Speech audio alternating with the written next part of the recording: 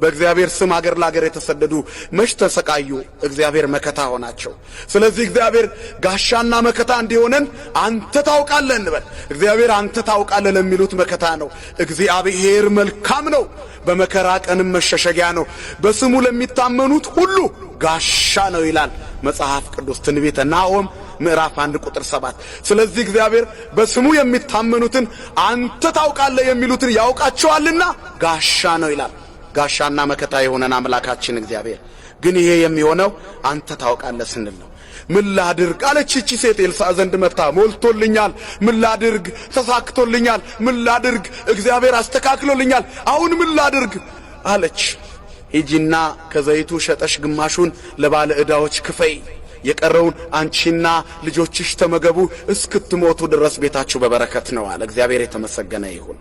ይህቺ ሴት እንደሰማች ገስግሳ